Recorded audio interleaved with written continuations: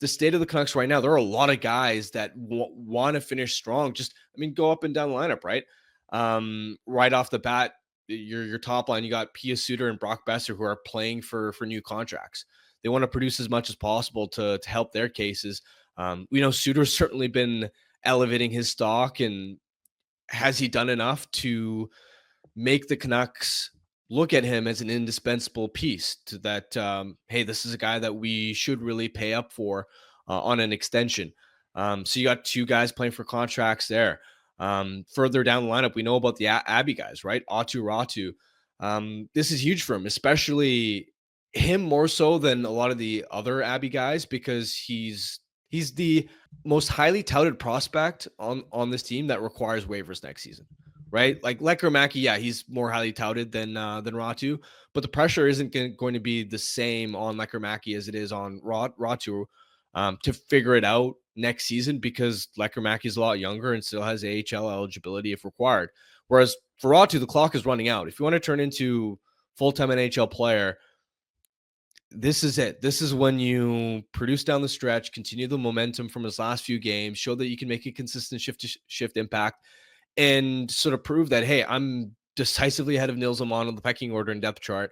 And like, you want Ratu to be a guy that contends with Teddy Bluger for a roster spot next season, for lineup spot next season, I should say. So there's a lot for him out on the line. The Abby guys, yeah, Lecker-Mackey, Carlson, Aman, we know that, but also Dakota Joshua. Tocchet specifically pointed to Joshua yesterday when he was asked a general question about what's he looking for guys down the stretch, and Tocchet sort of referenced Joshua and said, he's looked better the past few games. Can you use that as a launching pad? And that's where, of course, Joshua and Ratu have been successful together. And we know it's been a really difficult year for Dakota Joshua. The Canucks are going to need him to be an effective top nine forward the way he was last year, where he could chip in with 15 plus goals, be heavy along the boards, be a factor on the forecheck. So he's got a lot to play for. I mean, I could go on and on. Like Thatcher Demko, for him to stay healthy, finish strong, what could that mean? And the Canucks are going to have to make a decision on him too, given that they already have Lankinen signed. And do you want to have all that cap space committed to goaltenders next year?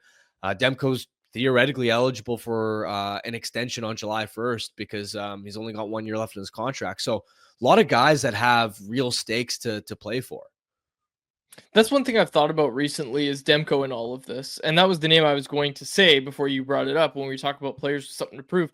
Like, it's Demko because A, you want to prove that you can stay healthy for a stretch of time. And I know it's only 8 games, but it feels like that would be a record for Thatcher Demko this season. And also, can you keep up that high level of play that we've seen from him, right? Like, it hasn't taken him long to kind of bounce back, but can he reach that level where he's just consistently Vezina caliber night in and night out? It's going to be really interesting for him down the stretch. Maybe a dark horse in a way, but like, would you also lump Elias Pettersson into this conversation? Because I think I would. And I'm talking Elias Pettersson, the forward. Again, this is a guy who was really hot right before he went down. We know it's been a bad season for him. And I don't want to say really hot because I think he has another level. And I think you and I agree on that, Harman, that he has another level to reach. But I do look at him as one of these guys where, okay, over these next 8 games, and we don't know how many of these he's going to play, if any, like, what does he look like coming back? Does he kind of pick up where he left off, or does it look like the Elias Pettersson that we've seen for most of this season? And obviously, you're hoping for the former. Yeah, Pettersson's a little bit complicated because we haven't even seen him practice with the team yet. I know Tocchet described it as day-to-day, but until we see him practicing, like, Tocchet was hopeful that Pettersson will return before the end of the season, but it wasn't a guarantee or for sure this is going to happen. And even if he does return, let's say there's only 2 or 3 games left on the schedule and he's coming off an injury, how much can you really read into those 2 or 3 games? But out of the injured guys, Hoglander definitely stands out because he was practicing in a non-contact jersey yesterday. Tocchet was also mentioning how eager Hoglander is, that he's dying to get back into the lineup. And I think you could see that he's motivated to prove that, for him, the success that he had right before he got hurt is sustainable, is the real version of him. And that matters too, because Hoglander's also a player that when you look at the Canucks, they don't have a ton of cap flexibility this summer. Like they have some, but if you're talking about actually remodeling this team and wanting to add more elite talent, especially up front, there are cap considerations you're going to have to make. And Hoglander is one of those players that you're gonna like management's gonna have to sit down and look at and go, is he worth $3 million for us next season? Do we believe that he can figure it out with Rick Tocchet? Otherwise, is that cap space better utilized elsewhere? Now, I'm a Hoglander believer. I haven't been exactly hiding that. I've been banging that drum for a while that I believe in his skill set and his talent and that he should bounce back and be part of this top 9 group moving forward.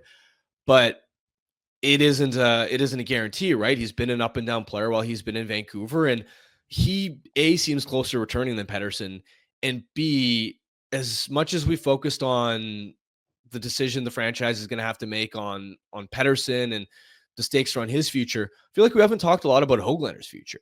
Like even ahead of the deadline, it was as if his value was so low that I think a lot of us were sort of saying, "Oh, you just kind of got to ride it out." You And have to, see. yeah, you had to write it out. I agree with you. You had to write it out. Like you had to, but are you saying there's going to be something to decide in the offseason? Because I think that's the way I always looked at it Yeah. when he was struggling. But I don't know, like maybe I'm crazy, and I say this to another Hoglander believer. You believe in him a lot more than I do, but like I think they keep him. I don't think they trade him in the offseason. I still don't know if he has positive value, and I think he. I want to choose my words carefully, but I basically okay. Let's just put it this way: I wouldn't trade Nils Hoglander this offseason if I were the Canucks because you're gonna have to attach a draft pick to it probably.